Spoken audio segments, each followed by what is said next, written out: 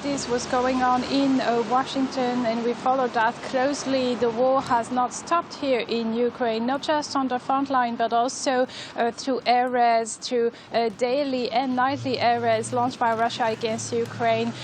Every night it's dozens of drones, more than 150 again. Last night that are thrown against Ukraine, and they cause extensive damage. In fact, it's even hard to keep score of all the destruction, all the damage that it causes. You've mentioned one person died in Odessa, 3 were wounded. In Kyiv last night, the hospital was hit in the city center, as well as the literary museum. The 7 people who got injured. This is a daily occurrence for Ukrainians. The fighting hasn't stopped, and on the front line, it's worth noting that for 3 years now, Ukraine has been managing to keep the Russians from advancing rapidly. And in fact, it's been 3 consecutive months now that Russian advances have slowed down, including in the Pokrovsk sector. We know that Pokrovsk is in Donetsk region, is one of the cities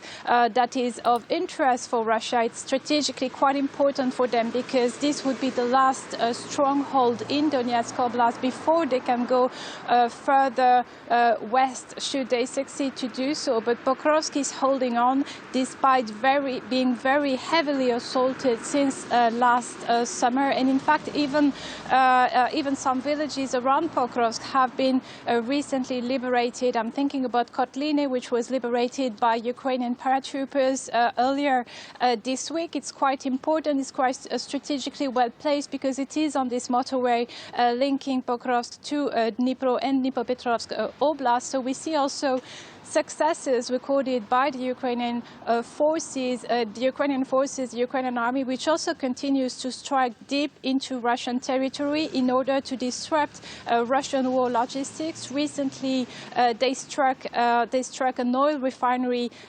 depot in Tuapse, that is in Krasnodar region in Russia, as well as the harbor, which serves military purposes, and also in illegally occupied territory in Crimea. A radar system has been destroyed by the Ukrainian armed forces. Now, with that ongoing, of course, the Ukrainian forces could not continue without the support of their Western partners, and the Ukrainian president is trying to drum up support in London following a disastrous meeting in Washington. What are the Ukrainians hoping for from this summit?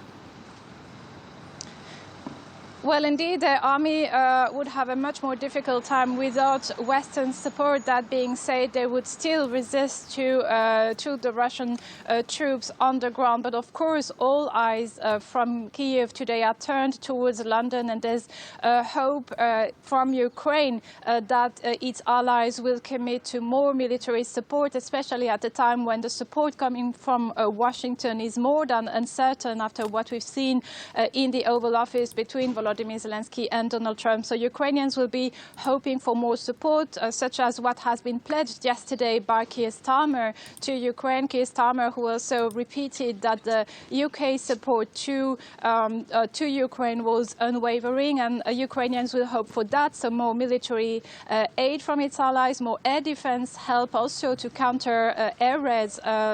The way we were explaining that earlier, daily air raids that are striking Ukraine. Russia continue to launch its drones, and of course what will be discussed as well is security guarantees, which Ukraine so direly needs to secure its territory. But security guarantees are far from being agreed upon between the allies, so that's what Ukrainians will be hoping to have more clarity on today in London.